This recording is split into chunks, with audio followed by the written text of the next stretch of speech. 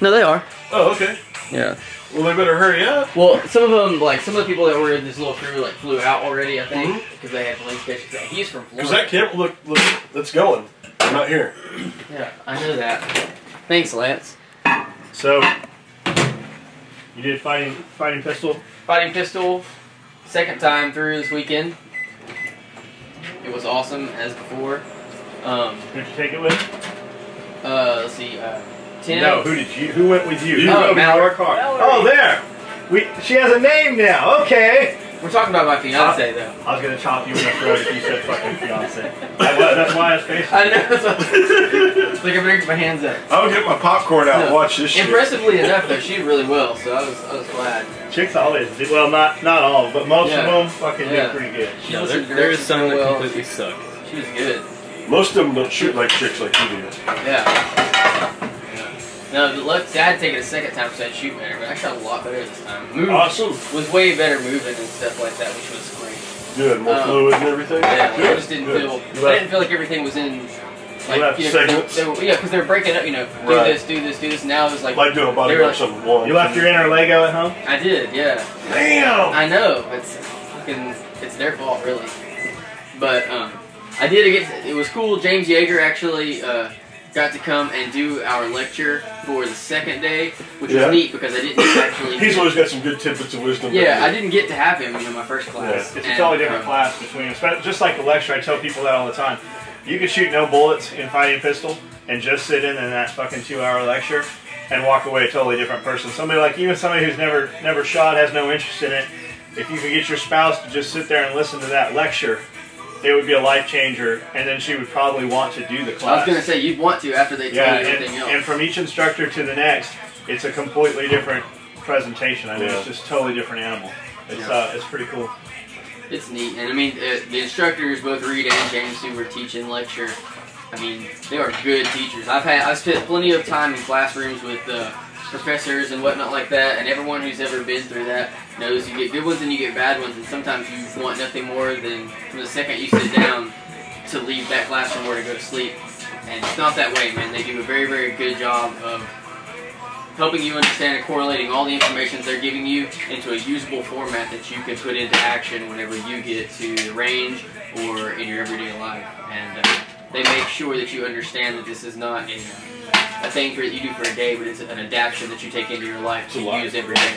And it was really, really good. And I was happy. A lot of people were really talking about how bad the weather. We had like 3 people not come for day 2. It was kind of good. Day 1, it was like kind of cold, but it was sunny.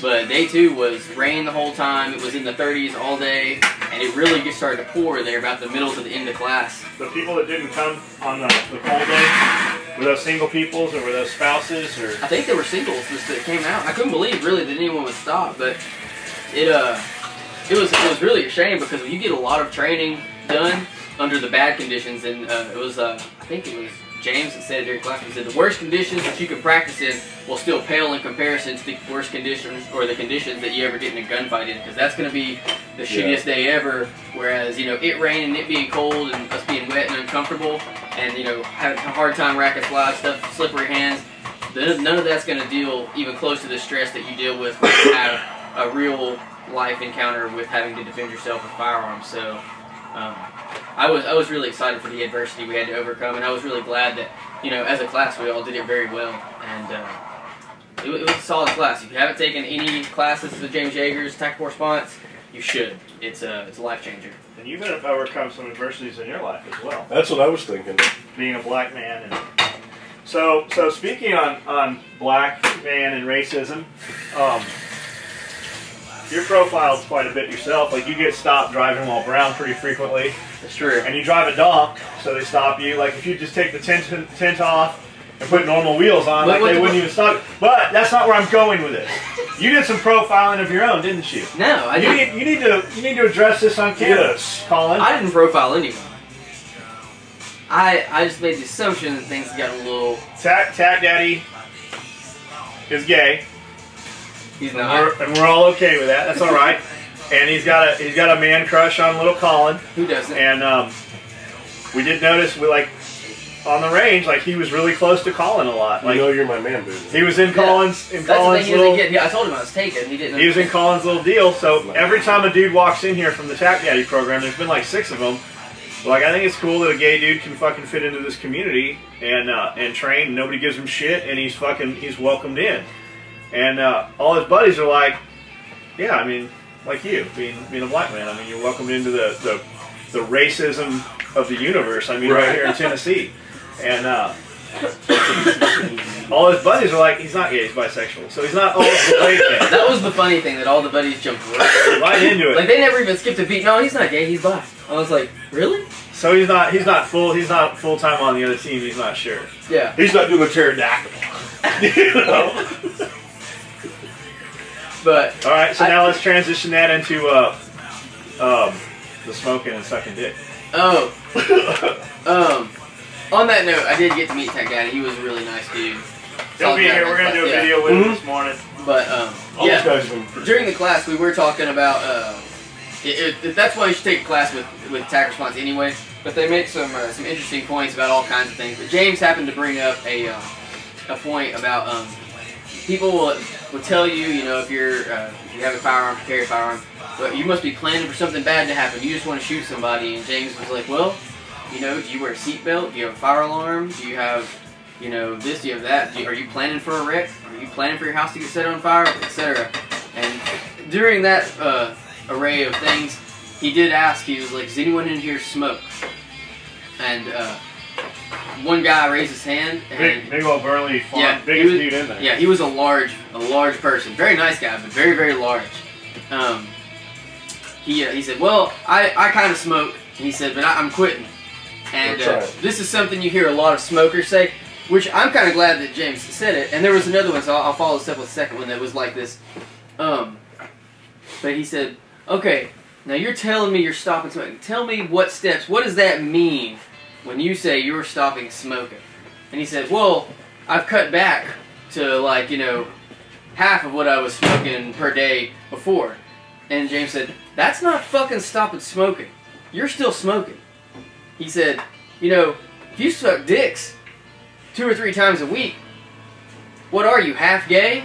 He's like, it doesn't matter. If you're doing it, you're doing it. He's like, if you want to stop smoking, you need to, you know, he's like, obviously you'll need nicotine. He kind of provides, like, you know, smokers have a hard time stopping, so you'll need nicotine still in your system, take patches and things like that. But stopping smoking is a one-time, like, action. You say, I'm going to stop, and you take the steps to do so. It's just like if there's a line right here or a rope. It's just as simple. You can be up to this edge of it. Mm-hmm. It's just as simple. But you got to step to the other side. You have to cross over. Yeah, if you don't make the transition to committing to something, that's in anything. Yep. And that's, you know, that's a big part of, you know, the. A lot of people go right to the edge and look on the other side and want to be there, but they just won't ever step over. That's right. And that's some dude asked him. He asked him some kind of question about if we went to martial law and they were going to confiscate all our guns, which inevitably someone was going to ask James that question. And James just kind of shook his head, put his head down, and he said, "Man, I don't know." He said, "If you saw a group of black guys standing there, and, you know, would you go up and ask them some, you know, racial stereotype to them? Why do black guys or people do this?" He's like, "Would you expect them to know?" He's like, "I don't fucking know what everyone's going to do." He's like, why would you ask me a question like that? And I was glad he did it, because a lot of people ask a lot of people questions like that. Don't ask some question for someone where they don't know what a whole group of people are going to do. You can't decide for anyone else. You can't say what they're going to think. You can't even figure out what half your friends are going to do half the time. Yeah. In situations, even when you know what they should do. Yeah. So, just... It was great for those purposes too. They keep the class running like that. They keep you wanting to listen to what's going to be said next. What else? So how did Mallory? She enjoyed it. Yeah, Mallory did a really good job. I wasn't surprised, because I know, you know, she's competed in shows. She's done Tough Mudder. She's very good when she sets her mind to something, to listening to direction and making the steps to complete a course of action. But she did a really, really good job. I was more worried about the weather and things like that really affecting her, but it didn't. She didn't skip a beat. You know what I was worried about? You getting a red light on any more gun purchases or anything like that, because she just didn't like it, and I don't want you coming back with another bruise on your cheekbone. Oh, God. We don't want her pushing you up any more stairs. Right. She's abusive. She is. Like, I know. She's a lot stronger than you are. But when you come here, you can get a hug and shake it off. It's leverage. It's leverage. We got a couple emails Lance going to read this morning. He hasn't seen them. It's just one dude saying thank you. We just wanted to read his email out. And here's another one. A dude advising us on some LED lighting at the shop, which will save us a lot of money. We're definitely going to look into this. My point to the Facebook thing, guys ask, guys don't have Facebook pages.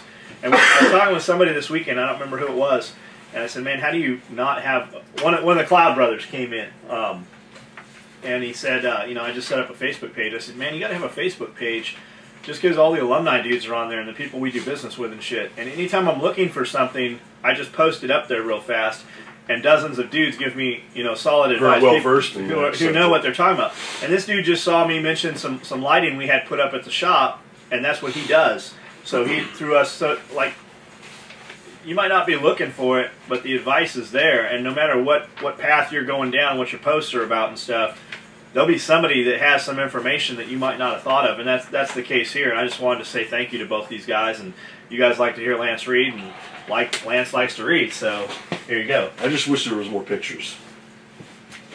All right. Which one am I reading first? Either one. Either one, okay. Okay, this is from John McNeil. If you would like my assistance with your lighting, I would like to offer you my expertise. I am a certified energy manager for 3 school districts in southeast Kentucky and on the Tennessee border. And my expertise is lighting and lighting control systems. I am making you this offer because I appreciate what your company does. For instance, for your exterior lighting, you quoted sounds and looks like 250 watt metal halide. If you went with an equivalent LED fixture, your cost would be about $225 for the light, and it would cost you about $2 a month. So in a little over a year, you would have your investment back and then be saving money. You would have your investment back and then be saving money. Don't talk when I'm reading, Pablo. I can't.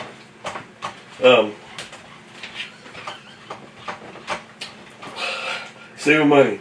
The light bulb should last 30 years or produce roughly 40% more light than the lighting the electric company put up. Well, that makes sense too, because the electric company would like for you to use an incandescent bulb or something like that. That would, yeah, I mean, sure. What was it, like $125 for them to put it up, or $125 a light, $6 to $8 a month, I believe, or yeah. 4 to 6, depending on daylight savings time. They wanted to give you the gift, they kept giving to them. So this is some good advice from John. Plus, they installed them in that cost. They maintain them. Bulb burns out, they put a new bulb in. Like, we don't have any more cost past that. So, I mean, but I do see, especially with the other lighting and shit. Yeah, like LEDs will last forever anyway. A 30-year bulb. And yeah. So, sorry, I should have offered before. If you would like a reference on my knowledge, ask for the next time you talk to him. It only takes me 5 hours to get to Camden, and it's a great drive over there. For any projects outside of the school, I do not accept money for payment. But if you wanted to fill my car with gas and give me some eggs or something, I would be willing to run down there and help you in any way I can. Or if there is anything I can do from here, let me know. Thanks for making some awesome gear. I really wish I found you all years ago, because I know I have 4 belts that cannot be compared to my SOE EDC belt. John. That's pretty cool. Yeah, that's really cool. The power of networks. You never know who you'll know and what field they'll be really proficient in. Well, like they say, it's not what you know, but who you know. Yeah. Because not everybody can know everything. That's right. So, all right, and this one is from David Carroll. It's addressed to John and the SOE crew. Excuse me. This past Friday, I attended my unit's Marine Corps birthday ball, and while walking around the hotel we stayed in, I kept getting stopped and thanked for my service by pretty much everyone in there. Go get your plate. And thank you, Marines. Semper Fi. As best I could, I would make it my mission to shake each hand and thank them for their support and remind them that we are just as thankful for their continued support as they are towards our service. So consider this a digital handshake and a thank you. That's cool. Thank you for your continued support of the military and its members, the Veterans Day sale, and a huge thank you for the Marine Corps birthday sale. I hope it pissed off the hater who hit my comment on one of your posts about having a USMC birthday cock. I've never personally used your gear, but have seen it in action out in Afghan, and of course local friends at Notch or at the range. Sorry. What are you doing, retard? I'm waiting on Joey. Does Joey know? Yeah, Tom's going to get him. All right. Sorry. Afghan and of course local friends at the range. I have orders in and will place orders as often as the badass gear becomes available. Your gear truly is top notch, and I'll keep an eye out for Typhoon and Toxic tool bag to hit that auction block. It's kind of like chasing a fucking unicorn.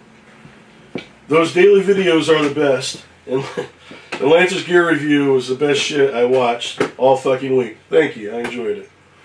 Again, thank you for all your support and all the hard work you do to turn such a badass product. Semper Fi. Semper Fi to you, David. Happy late birthday, man. Dude, thanks for the email, man. We definitely appreciate it. Why were you getting this happening? Well, you're talking shit. You should use your hand like that. And then, you summoned it, didn't you? I didn't want it. I'm not a sharpshooter. Hey, I didn't go to sniper school, okay? That's at 321. Yeah. Not 85. Not 85-41.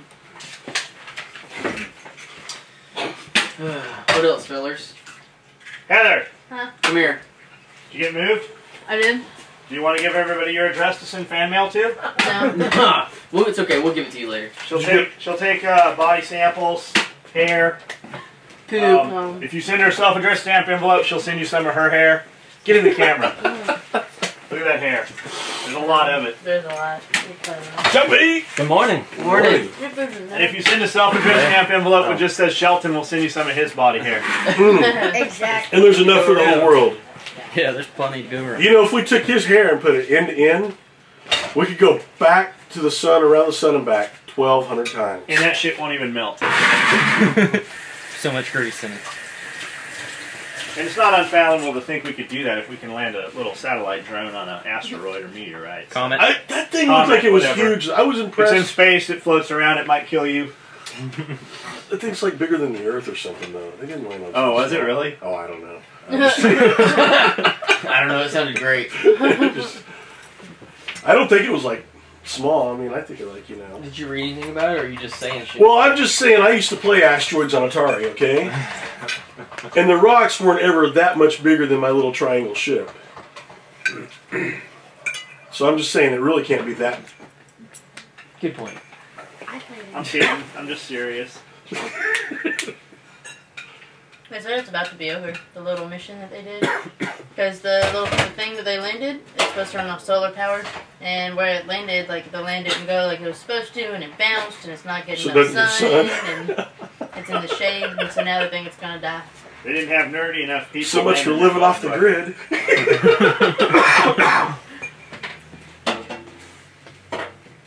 Just thought I'd let you know. Thanks, Heather. You're welcome. Whenever we need that kind of information, we'll know who to go. Why do you know? What does your shirt say? I read about it. What's your shirt say? It says sex drive energy drink.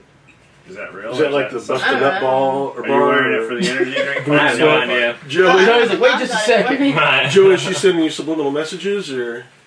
I mean, that's how I met her. I just saw that shirt and was just like, oh, okay. That's not true. That's my Harley Quinn. You're like, I shirt. can fix That is her. true. Yeah. I gotcha. Alright. I got nothing else. I gotta take the kids to school. We'll shoot another video when those guys get here. Have fun at school, kids. We'll be sitting here thinking about